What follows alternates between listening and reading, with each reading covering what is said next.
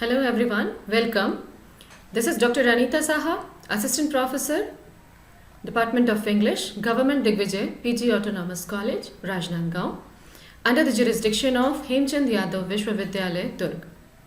Today I am here to deal with the introduction to The Cherry Orchard by Anton Chekhov. A note about the author, Anton Pavlovich Chekhov. He was born on January 17, 1860 in Taganrog in South Russia. He was the third child of 6 children of Pavel Egorovich Chekhov, who owned a grocery store. His grandfather, who sometime was a serf and has bought his family's freedom in 1841. His father's grocery business failed in 1876, and then the family have to move to Moscow. But as he was 16 and he was in his high school, he was left there and the family moved to Moscow. After 3 years, he joined the family in Moscow, and then he started writing short stories. He was also employed as a humorist for a famous magazine, The Spectator, in the age of 20. He wrote almost 90% of the short stories of his career till the age of 28, and has established himself as a leading writer of short stories till that time. In 1884, he started coughing blood, which was the first symptom of tuberculosis, which was the reason for his death. Chekhov's first completed play, Ivanov, was produced in Moscow in November 1887.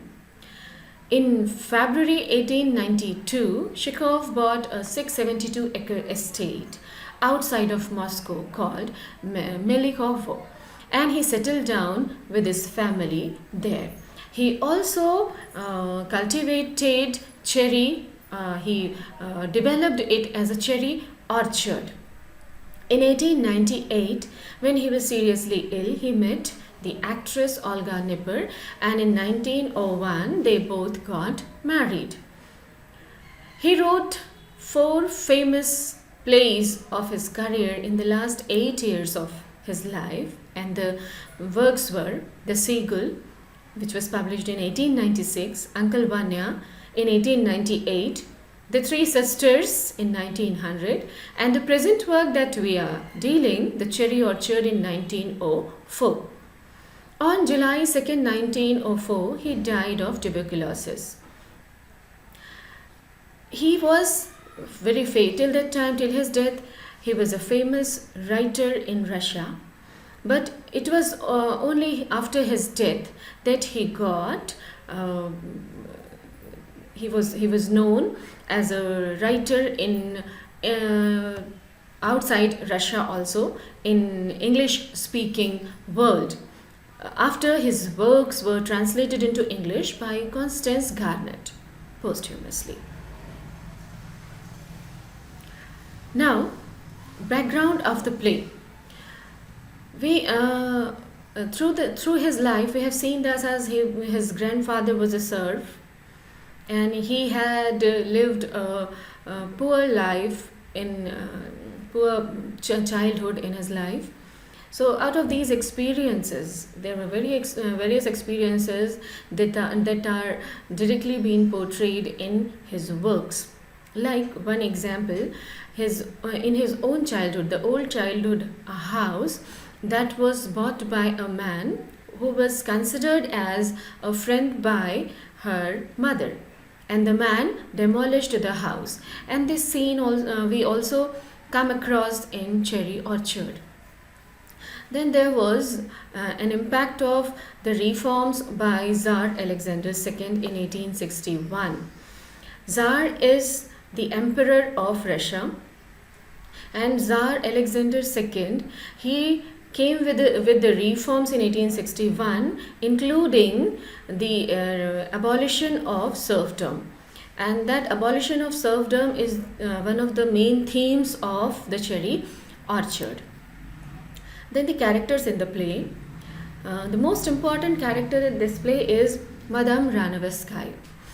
She is the owner, she is the landlady of the whole estate, including the cherry orchard, which is going to be auctioned.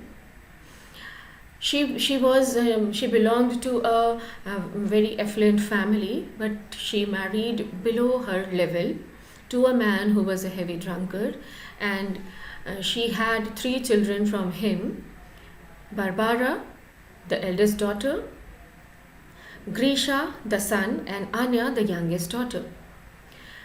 After the death of his husband, just recently after the death of her husband, the only son Grisha also died, and she left the estate and Russia and moved to France with the youngest daughter Anya. And now she is returning back after 5 years to this estate. Then there is another character, Yermolai Alexeyevich Lopakhin. Lopakhin is the son of a former serf who used to work there in the estate of Madame Ranevskaya. But now somehow he is managing a middle class life. He has liberated himself and his family from serfdom, and now he is having his own business. One more character, Leonid Andreevich Gaev. Gaev is the elder unmarried brother of Madame Ranevskaya. He has no work to do, and he is feeding on of the all the money that belonged to the family. Then there is Barbara, who is the eldest daughter of Madame Ranevskaya, and Madame Ranevskaya thinks that Lopakhin and Barbara will get married, though it did not happen, as Lopakhin never proposed to Barbara. Barbara is the lady in the absence of Madame Ranevskaya who is taking care of the estate, who is the caretaker of the estate, and we can judge this with the keys hung in her waist all the time, the bunch of keys. Then the next character is Anya. Anya is the youngest daughter of Madame Ranevskaya. Anya is just opposite to Barbara, not that sincere, but she is a moral support to the mother. She is not able to give any solutions to the problems, but yes, she gives a moral support to her mother. Next character is Peter Trofimov. Peter Trofimov is, he was the tutor of Grisha, the son of Madame Ranevskaya, and now he and Anya are in love with each other. They are having a relationship. The next character is Furs Nikolaevich. Furs also is a former serf, but now, as he did not have any opportunities outside, he opted to be there in the estate and work there as a servant. So he spent all his life working in that estate. The next character is Danyasha. Danyasha is a female servant in the household. She enjoys romances with Yasha, and Epihodov is all the time trying to convince her he is behind her. Danyasha is a comic character. Then there is a next character, Yasha. Yasha and Danyasha are in relationship. Yasha is a male servant. He follows Madame Ranevskaya like a parasite, all the time behind her and feeding off on her money. Epihodov is a clerk in the estate, and he is behind Danyasha. Epihodov was at the end of the play employed by Lopakhin in the estate. Charlotte Ivanovna, she is the governess of Anya, but at the end of the play she is no more employed. Then there is Simonov Pichik, who is a landlord neighbor of Madame Ranevskaya, but he is a selfish man, as he borrows money from Madame Ranevskaya to pay the debt of his own property, knowing that Madame Ranevskaya herself did not have any money to pay her own debt. Now the summary of the play. This play has been divided into 4 acts. And the first act begins in the month of May, when in the household of Madame Renverskaya, their arrangements have been made for the arrival of Madame Renverskaya and her daughter Anya. They are preparing for their arrival. Madame Renverskaya had fled to France 5 years back after the death of Grisha. She had a lover there. She came in relationship with a man who betrayed her and robbed her, and now finally betrayed, she is returning back to Russia to get her property auctioned. She returned back with her brother Gaev. Lopahin, who is the son of a former serf, he tries to convince them to cut down the cherry orchard and build cottages, so that at least they'll be able to pay some money and save the rest of their property, so that they'll not be completely thrown out of their house. But as he belonged to a poor background, he was the son of a serf, Madame Renverskaya and her brother Gaev, they never listened to him, and they tried to find out some way out of themselves.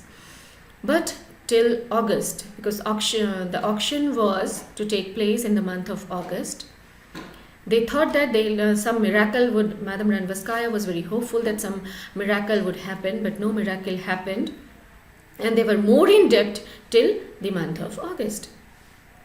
Now, on the day of auction, Madame Renverskaya, she threw a party, a ball. She welcomed everybody. They were enjoying, they were dancing.